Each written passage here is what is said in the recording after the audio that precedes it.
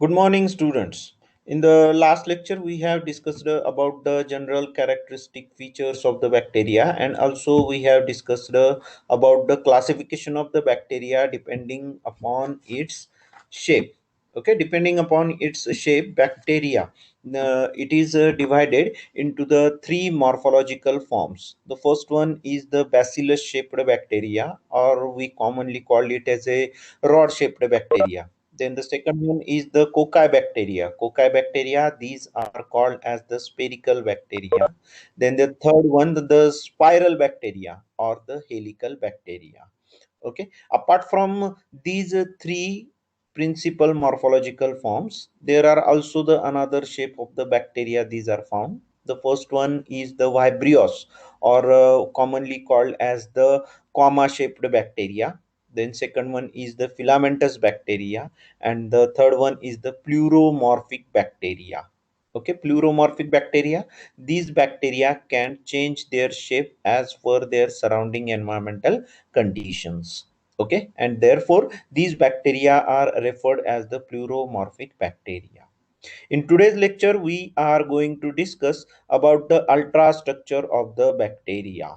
Okay, in the examination, the question may be asked, short note may be asked on the ultrastructure of the bacteria. Okay, today's topic for the discussion is the ultrastructure of the bacteria. Ultrastructure of the bacteria, the detailed structure of the bacteria, it cannot be studied under the simple conventional light microscope.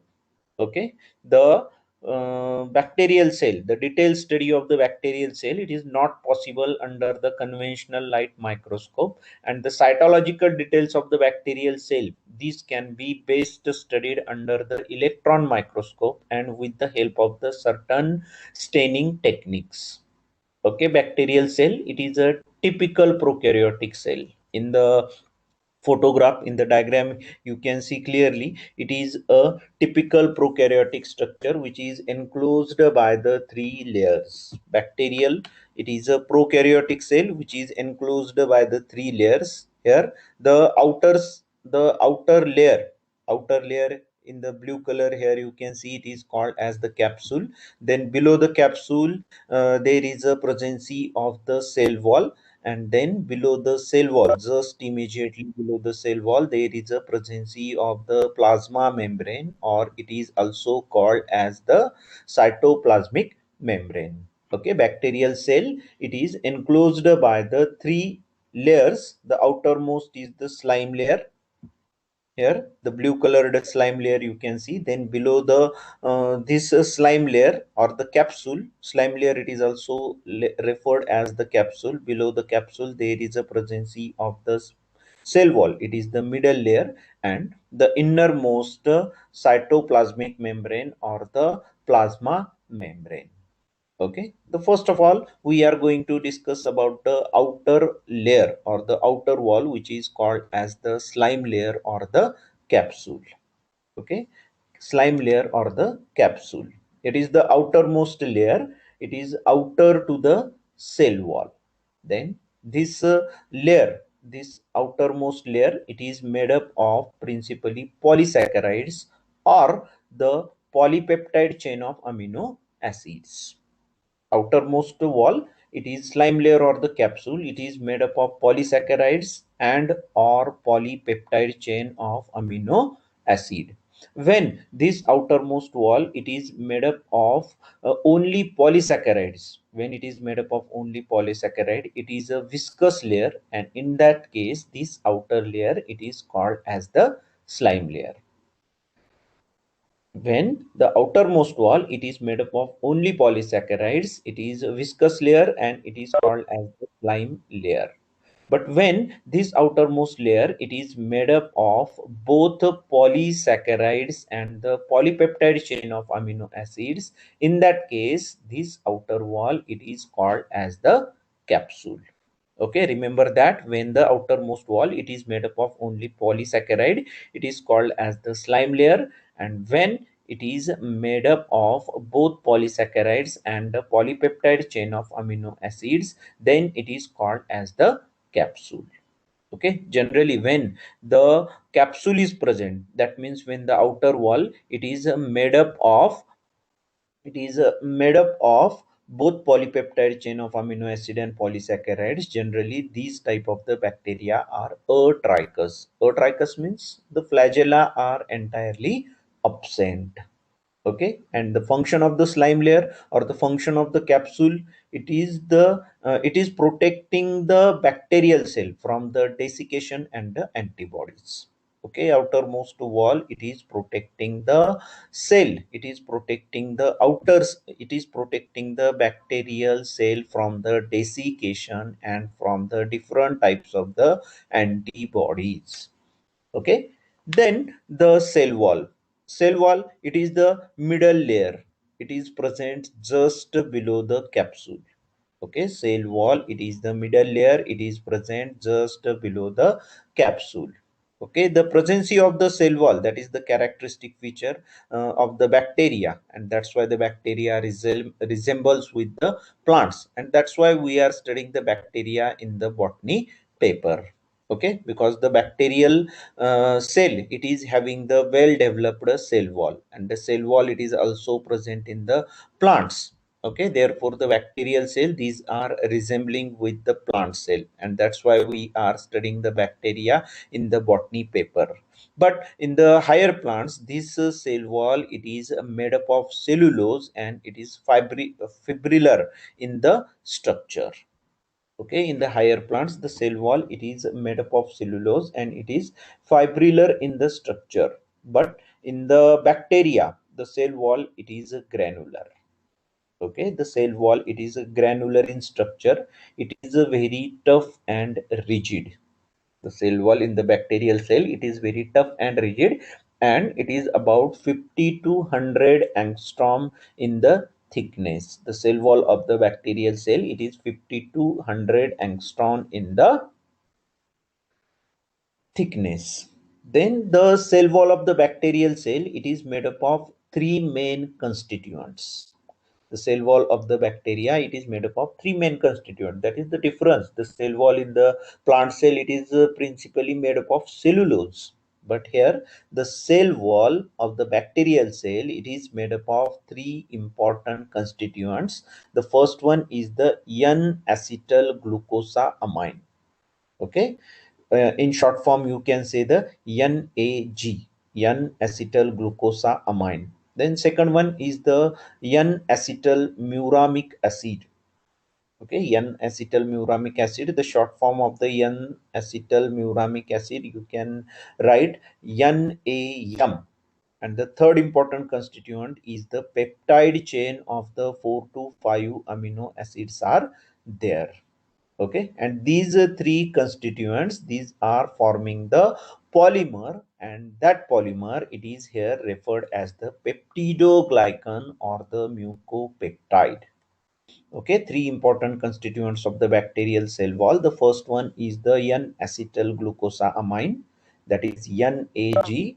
Then second one is the N-acetyl muramic acid, that is NAM. And the third constituent is the peptide chain of 4 to 5 amino acids. Okay, and these three constituents, these are forming a polymer, and that polymer here referred as the peptidoglycan or the mucopeptide.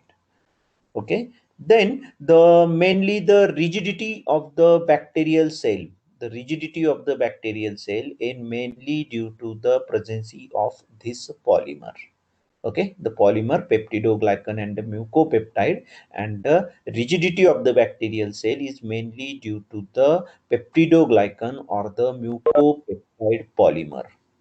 Apart from these three constituents, the other chemical compounds these are present in the cell wall are teichoic acid, then proteins, polysaccharides, lipoproteins, then lipopolysaccharides, these are also present. Okay, apart from these three important constituents, there is a presence of the other chemical compounds in the cell wall, and these are teichoic acid, proteins, polysaccharides, lipoproteins, then lipopolysaccharides, etc. Then the main function of the cell wall. The main function of the cell wall. The main function of the cell wall, it is wholly mechanical. Wholly mechanical means what? The cell wall, it is giving only the shape and rigidity to the bacterial cell. Okay, that means if in the laboratory this cell wall is completely removed by using the different procedures, then the bacterial cell, it becomes spherical. Okay, therefore here I am mentioning that the function of the cell wall, it is a truly mechanical. It is giving only the shape and the rigidity to the bacterial cell.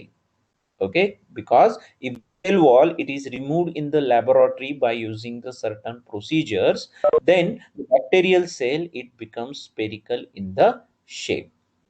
Then the another important function of the cell wall, it is the staining property. The staining properties of the bacterial cell, these are mainly due to the chemical compounds which are present in the cell wall.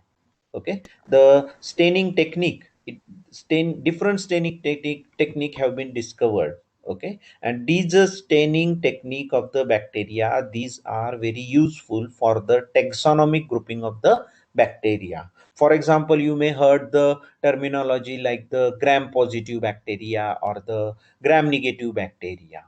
Okay, that's why here we are saying that the staining properties of the bacteria, these are very useful for the taxonomy grouping of the bacteria.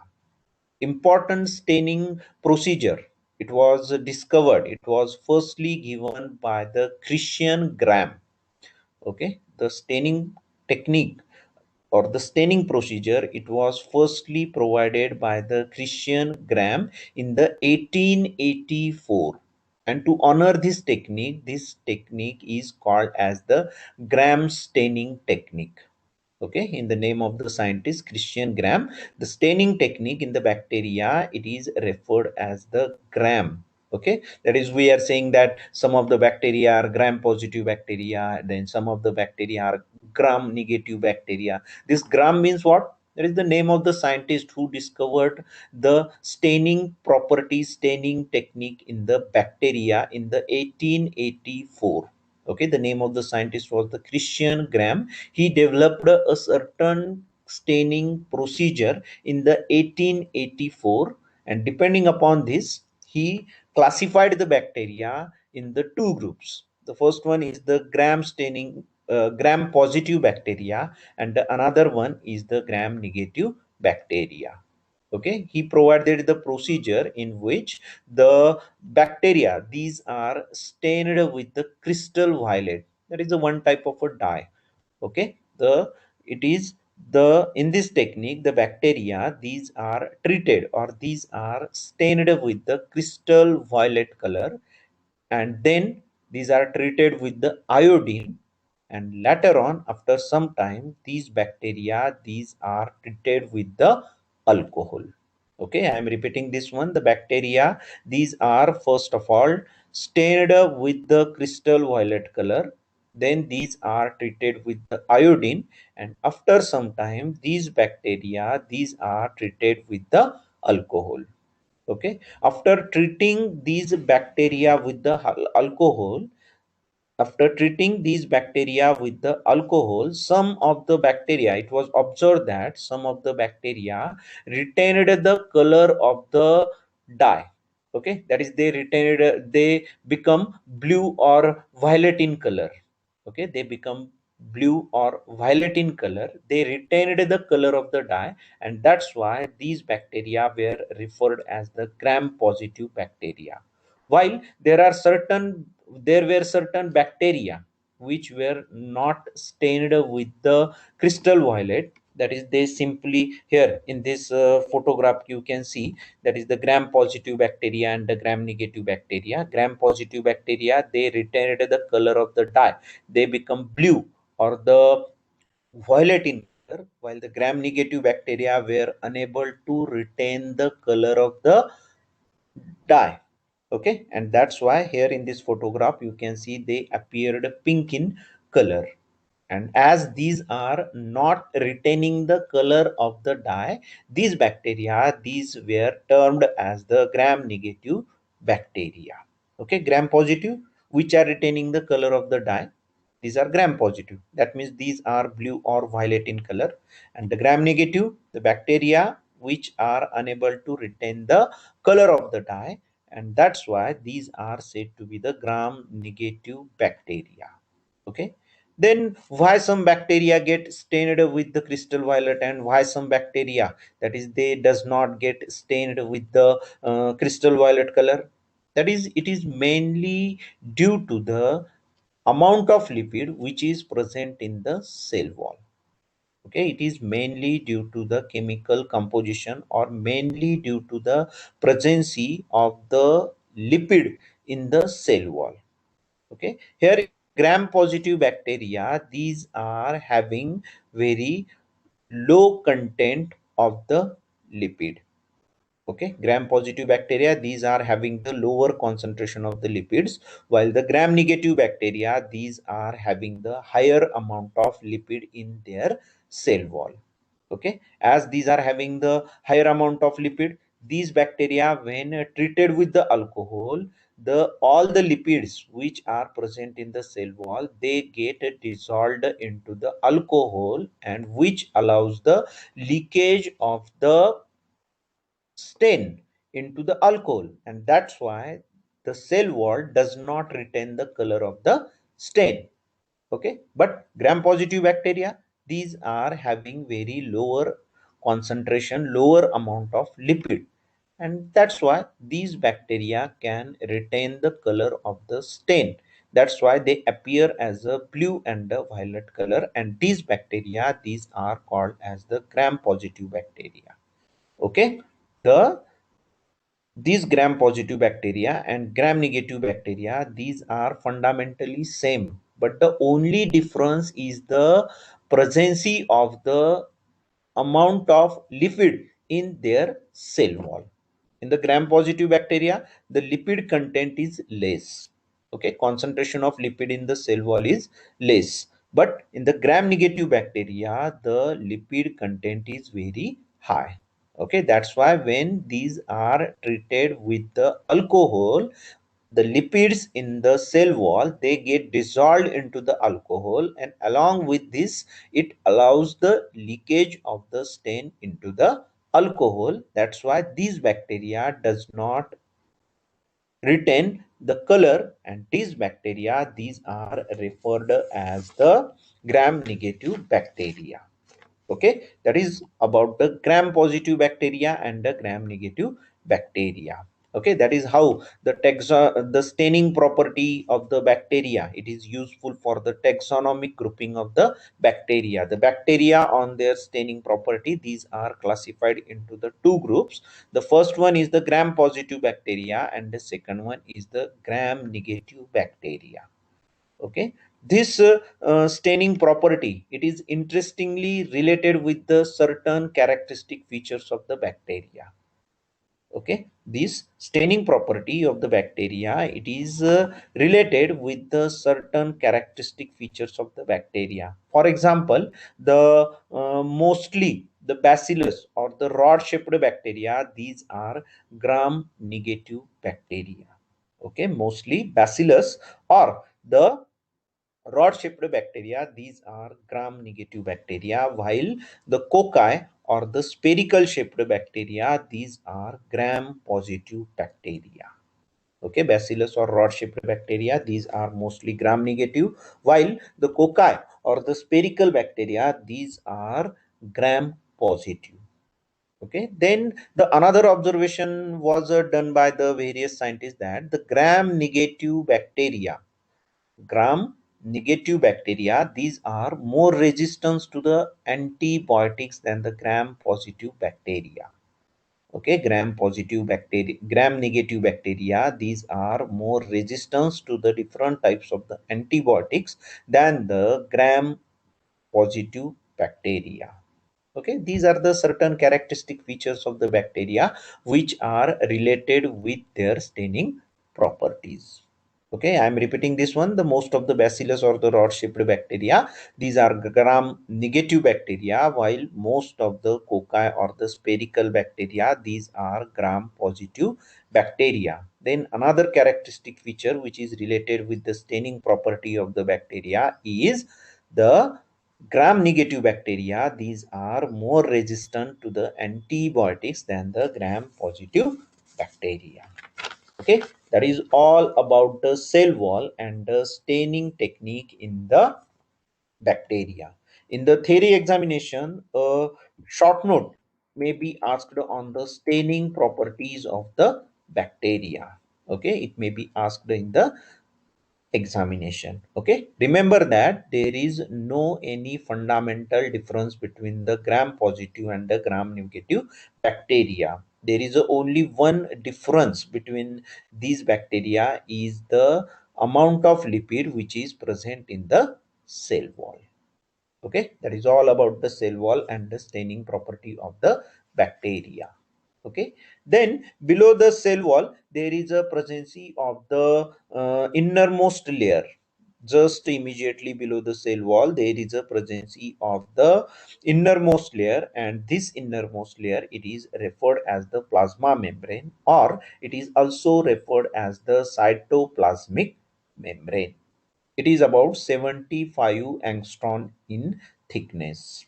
Okay, the plasma membrane or the cytoplasmic membrane, it is about 75 angstrom in thickness.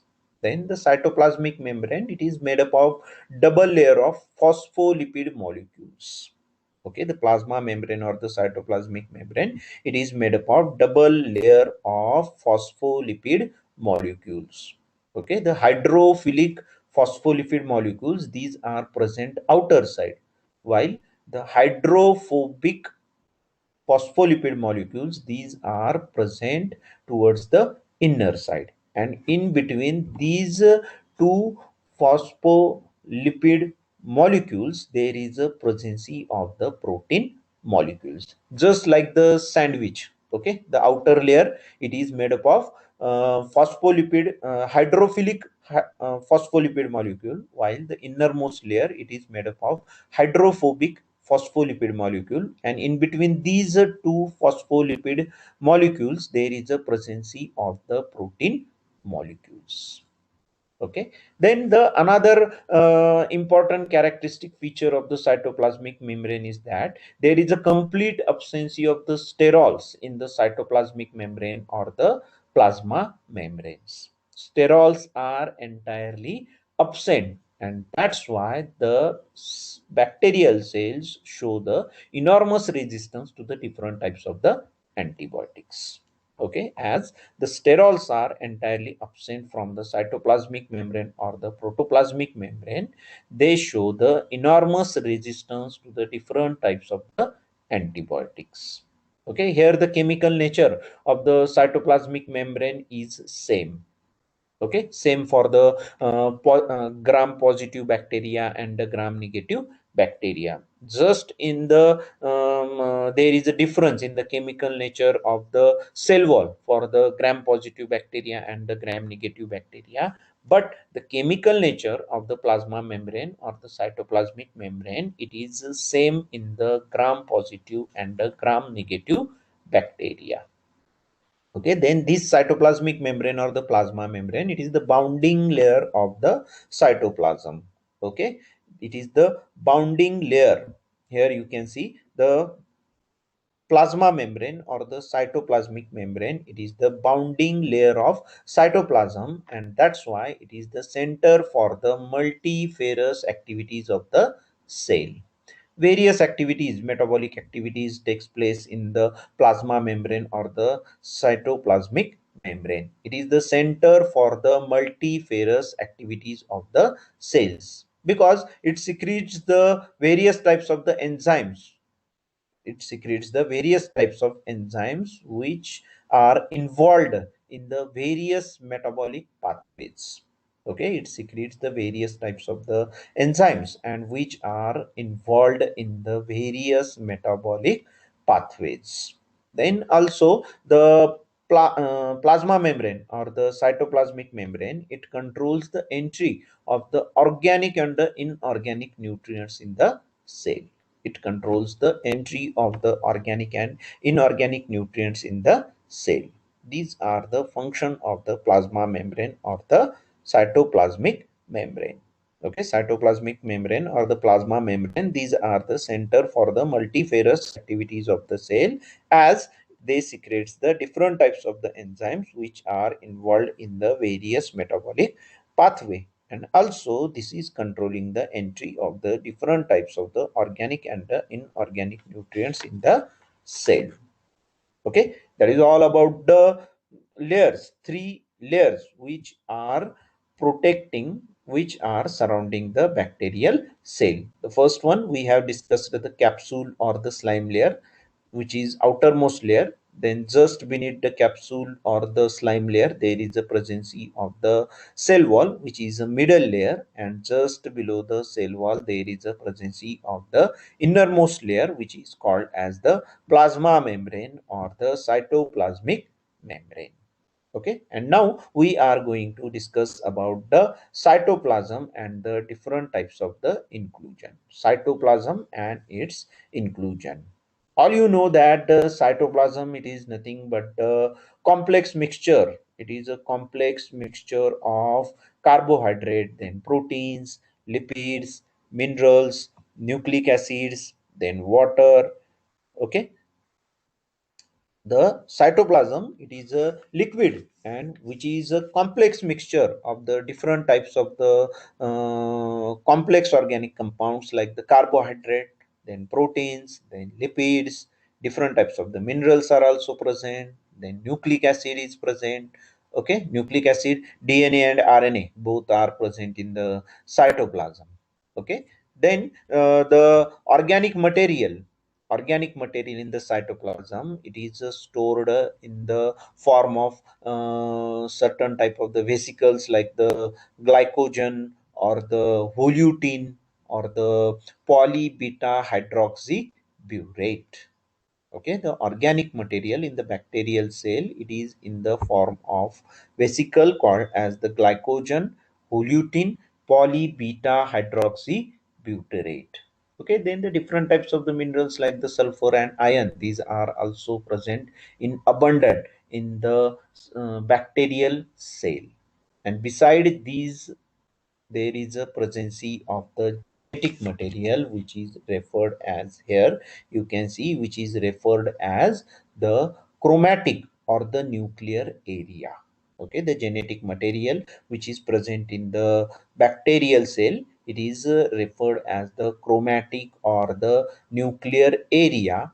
And apart from this one, it is also having the other inclusions, like here you can see the mesosomes are present, then you can see here the ribosomes are also present. Okay, that is the ribosomes are also present. Mitochondria, here it is a typical prokaryotic structure. Mitochondria are entirely absent in the bacteria, and some scientists believe that the function of the mitochondria, it is performed by the mesosomes. The function of mitochondria, it is performed by the mesosomes. Then as it is a typical prokaryotic structure, the enveloped structures like the endoplasmic reticulum, these are entirely absent. And even there are certain bacteria which are having the chlorophyll molecules, but here the well developed plastid, it is entirely absent. That means the chloroplast is entirely absent in the bacteria. Okay, the chloroplast, it is entirely absent in the bacteria. Okay, instead the these chloroplasts, these are present in the involuted chromatophore structures. Okay, chromatophore structure. Okay, that is all about the cytoplasm and its inclusion. Now we are moving towards the nucleus. Here you can see the well developed nucleus. Well developed nucleus means there is a complete absence of the nuclear membrane or the nuclear sap. then nuclear pore, and the chromonemata. These are entirely absent. Well developed nucleus is entirely absent in the bacteria. That means we are saying there is a complete absence of the nuclear membrane, nuclear sap, nuclear pore, and the chromonemata. And that's why we are saying that the bacteria, it is the typical example of the prokaryotic cell. Here the pro means the primitive and the karyon means the nucleus. Okay, here you can see in the center region there is a presence of the nuclear material, and here that's why, as the well developed nucleus is completely absent, that area in which the nucleoid or the genetic material is present, it is referred as the nucleoid or the genophore. Okay, nucleoid, the central region where the genetic material is present, it is referred as the nucleoid or the genophore. genophore, it is referred as the genophore. Okay, then here you can see the nuclear material, it is a DNA. Okay, in the center the DNA it is present. It may be double stranded or it may be single stranded. Okay, the DNA which is present in the bacteria, it may be double stranded or it may be single stranded. Then about 5 into 10 raised to 9 base pairs may be present in the DNA. Okay, 5 into 10 raised to 9 base pairs are present in the DNA of the bacterial cell, while the molecular weight of the DNA, it is about 3 into 10 raised to 9. Okay, it is 3 into 10 raised to 9, and the length of this DNA, it is about 1000 micrometer. Okay, the length of the DNA, it is about 1000 micrometer. Here in this photograph you can see that is it is a ring like structure. Okay, in some of the bacteria this genetic material DNA, it is present in a ring like structure, while in some of the bacteria it may be present as a diffused or it may be diffused throughout the bacterial cell, or it is diffused throughout the cytoplasm. Okay, here the genetic material of the bacterial cell, it is entirely different from the eukaryotic organisms, or it the genetic material of the bacterial cell, it cannot be compared with the eukaryotic organisms. Why? Because in the eukaryotic organisms there is a presence of the specialized proteins which are called as the histones. Okay, histones are present in the eukaryotic organisms, but in the bacterial genetic material, these specialized proteins which are called as the histones, these are entirely absent. Okay, the bacterial DNA or the bacterial genetic material, it is devoid of histones, and that's why the bacterial genetic material, it cannot be compared with the eukaryotic chromosome. Okay, here in some of the book you can find that the genetic material or the DNA in the bacterial cell, it is referred as the bacterial chromosome. Okay, it is generally when the DNA, it is double stranded, when the DNA which is present in the bacterial cell, it is double stranded, in that case the genetic material in the bacteria, it is referred as the bacterial chromosome. But this bacterial chromosome, it cannot be compared with the chromosome which are present in the eukaryotic organisms, because in the in the bacterial chromosome, the specialized proteins which are called as the histones, these are entirely absent. Okay, these are entirely absent. Okay, then is all about the genetic material. That is all about the bacterial chromosome. Okay, the double stranded DNA in the bacteria, it is referred as the bacterial chromosome. Okay, apart from this one, apart from this genetic material, there is a presence of the extra chromosomal hereditary material. Extra chromosomal hereditary material, here you can see this circular structure, this small circular structure. It is the extra chromosomal hereditary element or hereditary determinant. Okay, it is extra chromosomal. This is present, that is present outside the bacterial chromosome, and it is hereditary. Hereditary, that is, it can pass from one bacterial cell to the another bacterial cell. That's why here we are saying extra chromosomal hereditary determinants, and these are said to be the plasmid.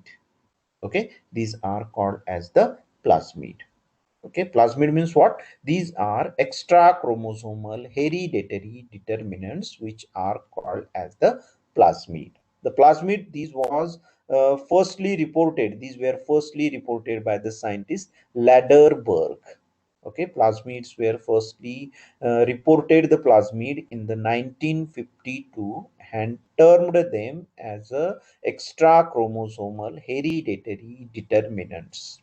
Extra chromosomal hereditary determinants. Okay, in the theory examination, the short note may be asked on the plasmid.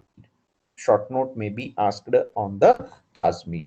Plasmid, that is, these may be independent. Plasmids, they may be independent or they may be integrated with the bacterial chromosome.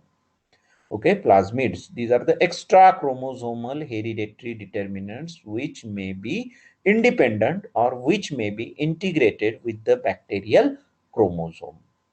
These plasmids, these are not having the any role in the viability or the growth of the bacteria. These plasmids, these are not having any role in the viability and the growth of the bacteria because they carries the non-essential genes.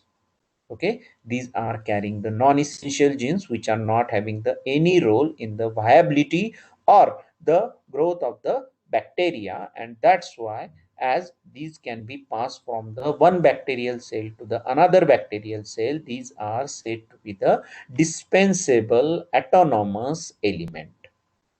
Okay, these are the dispensable autonomous element. These plasmids, these are nothing but the ring of DNA of the various sizes. Okay, these plasmids, these are nothing but the ring of DNA of the various sizes. Okay, then the number of properties of the cell, number of properties of the cells, these are known to be determined by the plasmid carrying genes. Okay, though the plasmids, these are carrying the non-essential genes, that is, these are not having the any role in the viability and the growth of the bacteria.